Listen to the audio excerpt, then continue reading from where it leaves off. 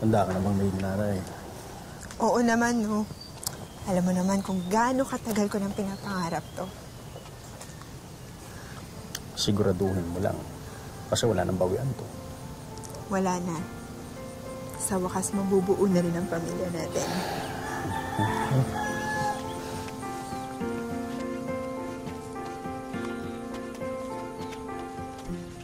Nay,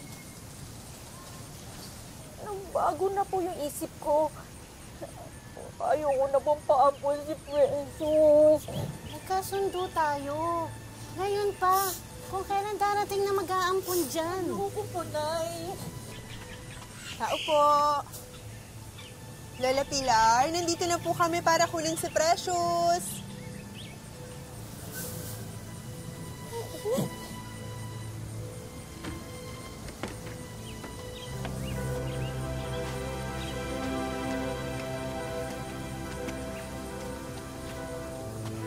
Lola Pilar.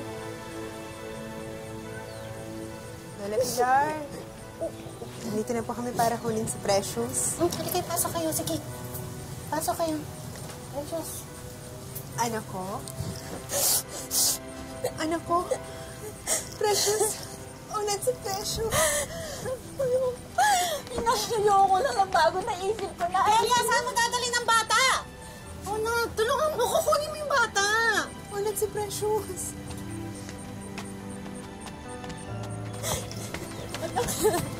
Ayoko mag-usig sa'yo, anak. Ayoko. Akala ko nagkasundo na tayo. Ibibigay mo sa amin yung bata. Dali, huwag kang mag-alala. Aalagaan ko ng mabuti. Ayoko.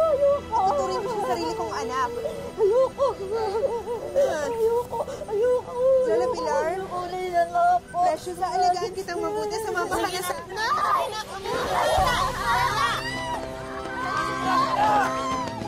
Ayoko, nanay!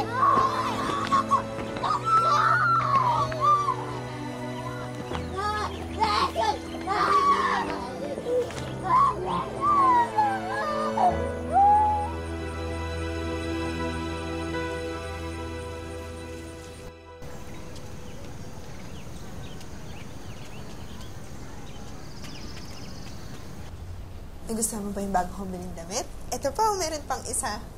Balik muna ako sa nanay ko. Ayoko niyan! Baby, ako na yung nanay mo.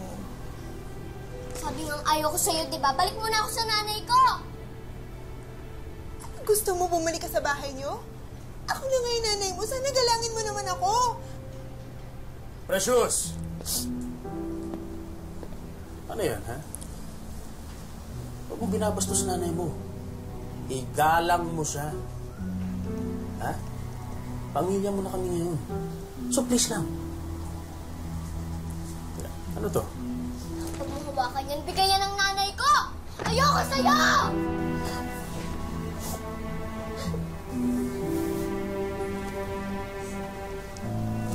Sige na, ako nang bahala rito.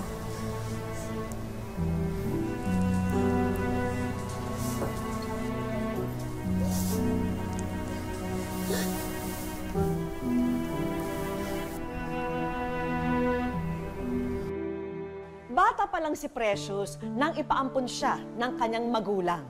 Sa una raw ay tunay na anak ang trato sa kanya. Pero pagkatapos magkasakit ng malubha, ang kanyang buhay ay unti-unting nagbago. Magandang hapon po mga kapuso, ito po ang wish ko lang.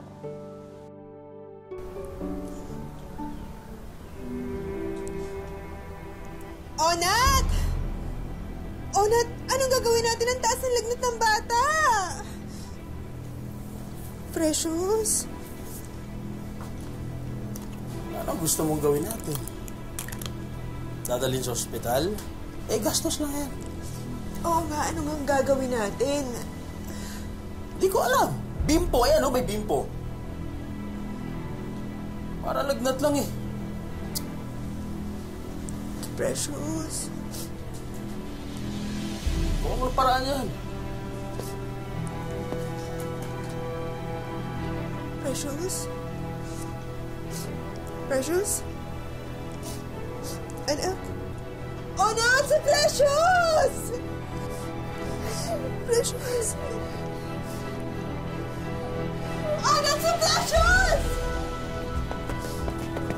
Precious! Precious! Precious, Precious! Dali, dali, dali!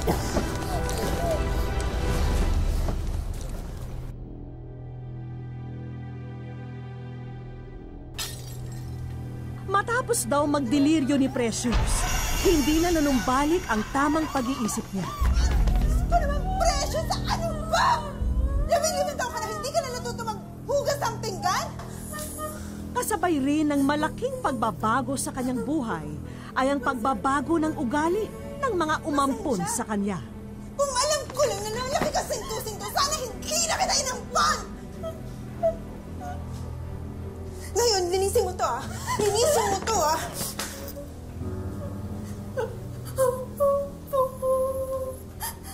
Ano na naman bang ingkayan? Ito, tingnan mo, oh. Lahat na lang ng plato natin binasag. Eh, ikaw din pala may kasalanan eh. Alam mo na kang sintu-sintu yung anak mo, o utos-utusan mo pa. Eh kasi naman, mamimili na lang tayo ng aampunin yung may diferensya pa sa utak. Sino ba may gusto mag-ampon? Sino ba gusto magkaanak? Diba ikaw? O, ano nga? Di minalas pa tayo. Tabi na. Tabi! Pareho lang kayo. Umagang-umaga, puro kamalasan agad nakikita ko. Ikaw, ha? Linisin mo yan, ha? Linisin mo yan, ha? Pag kami nabubog dyan, ha?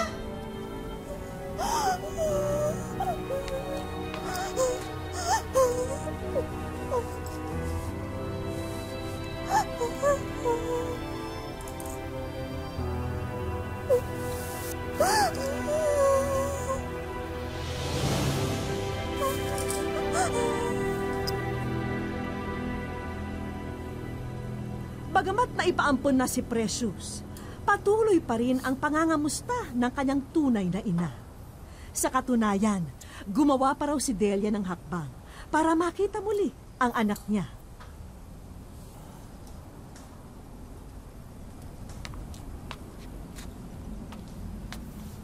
Nantakin mo, pagkatapos ng 1 taon, nag-text si Pilar. Bakit daw? Gusto makita raw ni Delia si Precious. Ba't ka tumitingin? Kilala mo ba yung sinasabi ko? Ano sinabi mo? Sabi ko, oo.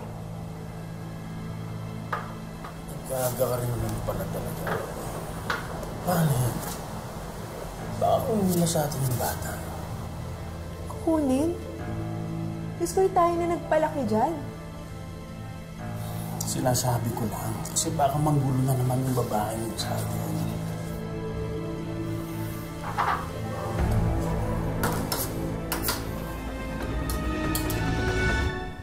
Malapit na ba tayo? Sa isang kanto na lang po. Ang layo naman, excited na ako.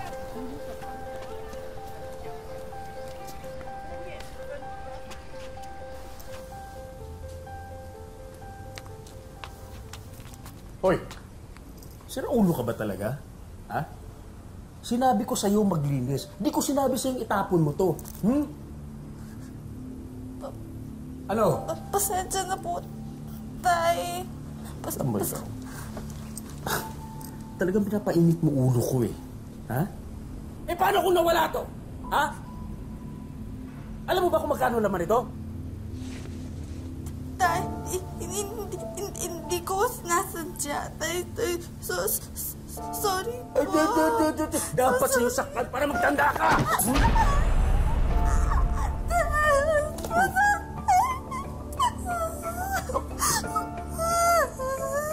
Paano nga kung nawala to?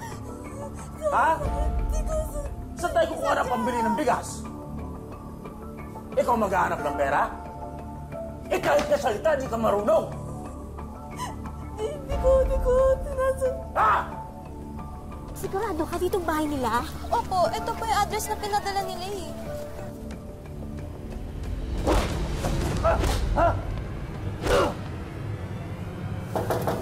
Tao po!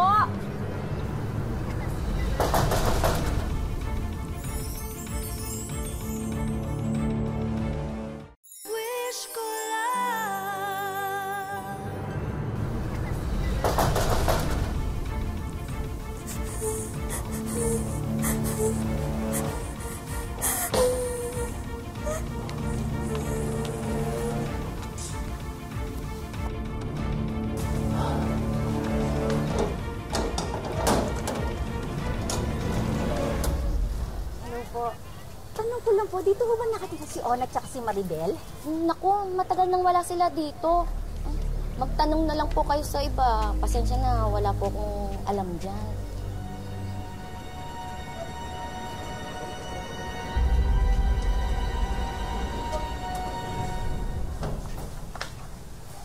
Ano nangyari sa kamay mo?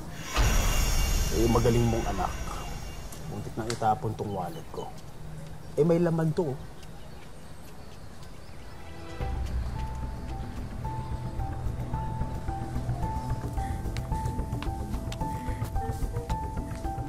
Uy!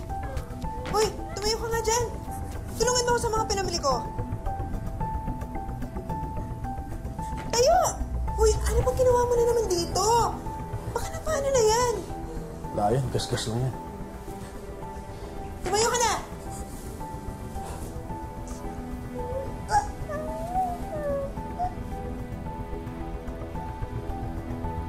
Tayo!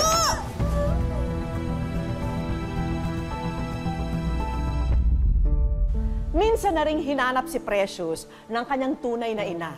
Ngunit sadyang nilinlang daw sila ng mga umampun sa kanya.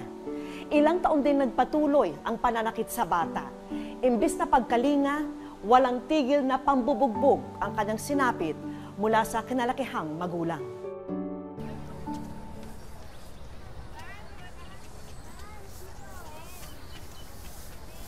Kuya, hindi ka pa rin tapos dyan. Ang bagal-bagal mo!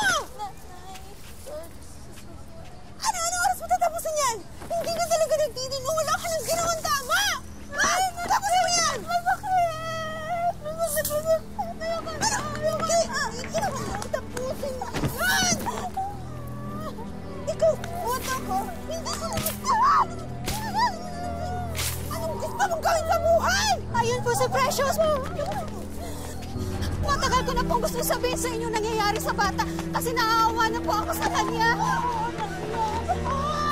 Ay, nasasaktan ang anak ko! Itawagan mo ko na sasaktan ako! Nasasaktan ang anak ko! Natulungan mo ako! Ano ba? Ay! Ano yan? Gusto ko langyakan ang ginagawa ninyo sa anak ko! Uy, kami kasalanan nito. Papaampun na po kayo sirang ulo din. Bakit? May karapatan ba kayo? Di ba sinabi ko sa inyo, alagaan niyo siya? Hindi ko sinabi bugbugin niyo siya! Halika na! Ano? Halika na! Bitawan mo! Wala ka naman! Halika na! Bitawan mo! Wala ka naman! Pilar! Sabihan mo yung anak mo, ha? Ay! Inanak ko siya! Batang ito sa inyo! Pinangalan yung apo ko! Una, si Precious ka na pinagay mo! Precious! Kayo sa uli na tayo! Kung hindi dahil daw sa pagmamalasakit ng ilang kamag-anak mismo ni Maribel, hindi maililigtas sa impyernong kanyang ginagalawan si Precious.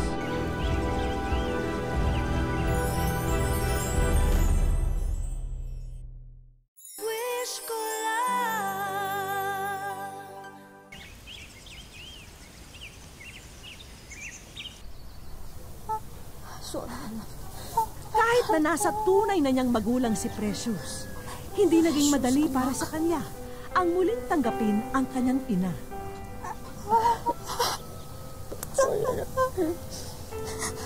Precious, anak. Patawarin mo si nanay. Patawarin mo kami ni Lola.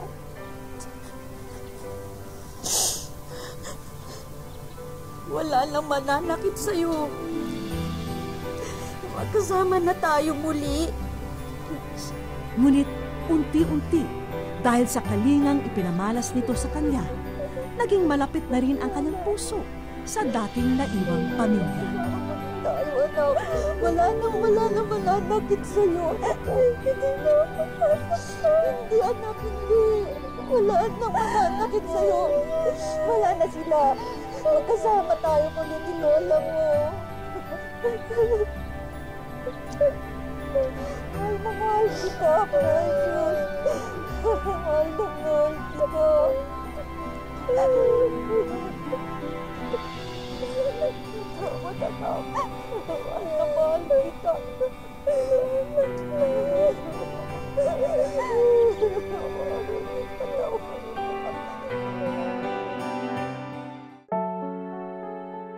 Magdadalawang buwan pa lamang mula nang muling makapiling ni Delia ang anak niyang si Precious. Pero ang dapat na masayang pagkikita, nauwi sa matinding panlulumo ng ina dahil sa kasalukuyang kalagayan ng anak niya. Ang 16 anyos na si Precious, animoy isang lantang gulay. Tulala at hindi makapagsalita. Nalungkot po ako, nabigla ako dahil hindi naman po yun ang inaasahan ko. Hindi ko po inaasahan na gano'n ang mangyayari sa kanya. Kaya niyapos ko po siya, niyakap ko siya, umiyak po ako ng umiyak. Hindi ko po talaga matanggap yung kalagayan niya. Kasi sa tingin ko po sa kanya, talagang hirap na hirap siya. Nag-guilty nga po ako sa sarili ko kung bakit ibinigay ko siya doon. Sana noon po, nalagaan ko na lang siya kahit papano.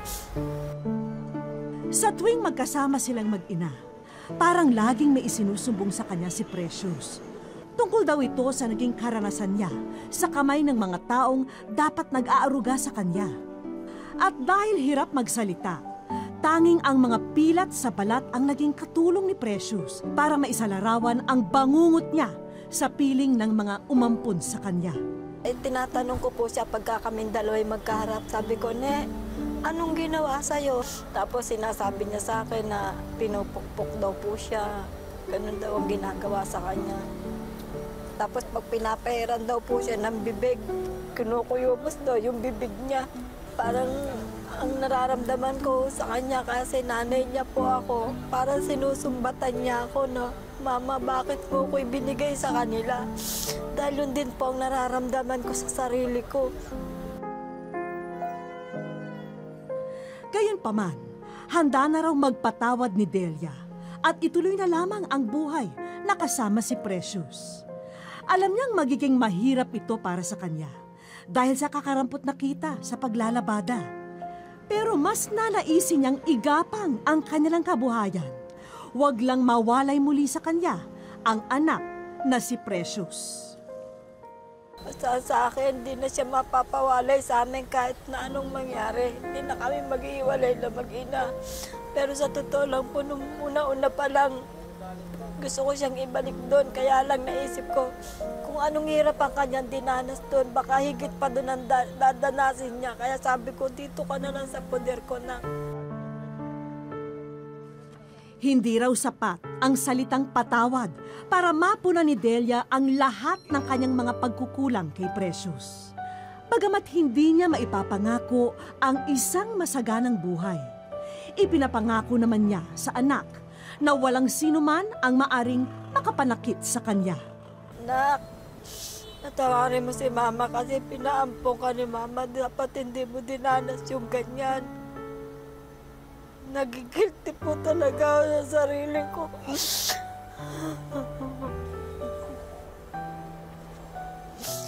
Kasi nakikita ko naman po sa inyo, gusto niyang makalakad, gusto niyang magkapag-aral. Natutuwa siya pag marami siya nakikitang bata. At araw-araw ang ginawa ng Diyos. Lagi po siyang nahingi sa akin ng ballpen at papel. Ang mga akala ni Mama, maaayos ang buhay mo. Kaya ibinigay kita sa kanila. Mahal na mahal kita, anak. Para alamin ang kasalukuyang kondisyon ng kalusugan ni Precious, dinala namin siya sa isang pediatrician. Hi, Precious. How are you? Ngayon lamang daw kasi siya may ipapasuri sa isang espesyalista sa loob ng mahabang panahon. Napansin daw agad ni Doc na merong senyales ng mental retardation si Precious. Agaw pansin din ang mga physical deformity sa braso ng dalagita. Okay, dito sa right hand, dito may heel fracture. Now, kung ano sa nino, hindi ko masabi, maring aksidente lang, nahulog siya. Tsaka may medyo, yung kanya pag-iisip medyo kulang for her age. Kung Kung resulta raw ng mga panalakit at pang-aabuso ng ibang tao ang kasalukuyang kalagayan ni Precious, hindi raw sapat ang physical examination dito. Meron mga metabolic diseases, no, that could come about later in life, mga 1 year, 2 years, then nag-develop na hanggang lumaki siya. So pwede yun. Hindi ko ma-rule out yung physical abuse, no? I can't rule that out based on the physical findings that I have. Advice na nga ni Doc na mas mabuting tutukan na muna sa ngayon ang kalusugan ni Precious physically at mentally. Sa isang mini zoo sa Pasig namin, sunod na dinala sina Precious at Delia. Akala nila isang simpleng pasyal lang ang magaganap. Ang hindi nila alam, pinaghandaan namin ito ng aking partner for the day para naman maging masaya ang aming pagkikita. Mga kapuso, meet Venus!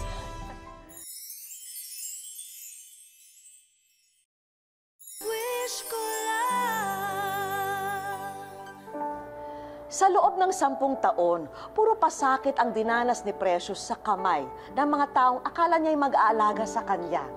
Buti na lamang at tuluyan ang nagbago ang kapalaran ng ating munting prinsesa. At ngayon, samahan niyo po kami ni Venus para bigyan si Precious ng kakaibang sorpresa. Diba? Maya-maya pa, binigay na sa amin ni partner ang go signal na nariyan na raw ang aming hinihintay. Buti na lamang at game na game si Venus sa gimmick na inihanda namin. Ilang saglit pa. Hello! Ay, kamusta? Nanay, alam niyo ba kung bakit kayo nandito? Ha? Pagtatapat ko na ho sa inyo, kayo po ay nasa wish ko lang. Oo.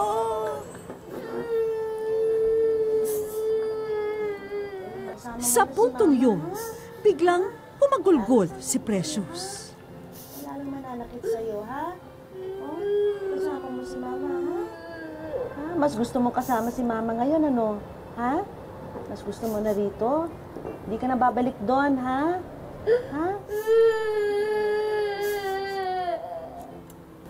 Minsan nga po, pag natutulog siya, bigla na lang siyang umiiyak, tapos tumaharap po siya doon sa altar namin. Bakit sila pumayag na tanggapin yung anak niyo kung di rin nila maalagaan? Yun nga po ang itinatanong ko rin sa sarili ko, bakit nila kinuha ang anak ko? Ganun, kahit naman po kami naghihirap, kaya ko naman po siya ngayon. Gusto ko lang po kasi noon gumaling siya dahil may sakit nga po siyang bronchopneumonia. Pero hindi ho ganito. Opo. Dito lang po June 29. Saka lang po siya biglang isinauli sa akin ng ganyan na po ang sitwasyon niya. Ano, mas masaya kayo? Hindi na kayo magkakahiwalay, ha? Ha? Ha? Para naman tuluyan ng mawala ang luha sa mga mata ni Precious, hayaan niyong ipakilala ko na sa inyo si Miss Venus na siguradong maghahatid ng ngiti sa inyong mga labi. Partner, pasok! Halika. Venus, oh, si Precious, oh. Ayun. Naku, Diyos ko. Oh, Diyos ko. Yan, bago mo friend, oh. Yan, si Precious. Yan. Oh, sige, hawakan mo siya. Gusto mo hawakan? Parang tao lang. Tao lang ito. Oh. Oh. Halika. Ngayong kinakitaan ko na ng ngiti si Precious, mabuti pa'y diretso na tayo sa mga inihanda naming sorpresa para sa mag-ina. Mula sa mga damit, vitamins, diapers, at pagkain ni Precious, hanggang sa merienda at palamigan business ni Delia. Ayan, at ready na para maiuwi na nilang dalawa.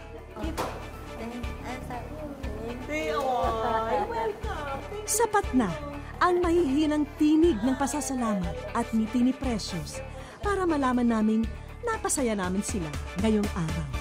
Happy ka, ha? Uy mo yun lahat, sa'yo lahat. Right? Oh, naku, maunahan ka pa ata. Ha? Teka muna. Nay, meron pa kaming financial assistance po para sa inyo. Maraming salamat. Po ito, 10,000 na, ha? Para sa inyo po ito. Dagdag tulong po sa inyo, ha? Po, maraming salamat po. Kung hindi po sa paghihirap ng anak ko, hindi po kami makakarating dito. Hindi ko po mamibigyan ng maganda kinabukasan na mapakain ng anak ko ng tama sa oras. Lagi na lang po kami nalilipasan ng gutom. Hindi na ngayon na ha? Ha? Ito mga pagkalit ko sa inyo. Yan. Sino pa ba ang dapat unang makatikim ng kanilang paninda? Walang iba kundi sina Precious at Delia.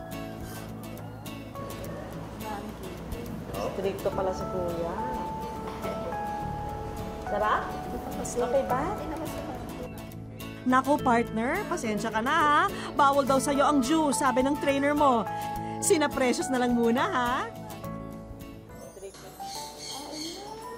Nagkamali man si Delia sa mga taong pinagkatiwalaan niyang mag-aaruga sana sa anak niya. Hinding-hindi na raw uli mangyayari yun. Dahil hindi na siya papayag na malayo pa sa kanya ang munti niyang prinsesa. Isang malaking krimen ang pagmalupitan ang mga bata, lalong-lalo na sa mga tulad ni Precious na nangangailangan ng karagdagang kalinga. Anak mang tunay o hindi, bilang mga magulang, responsibilidad natin na bigyan sila ng pagmamahal at pag-unawa. Hanggang sa susunod na Sabado mga kapuso, ako po si Vicky Morales at ito ang Wish Ko Lang.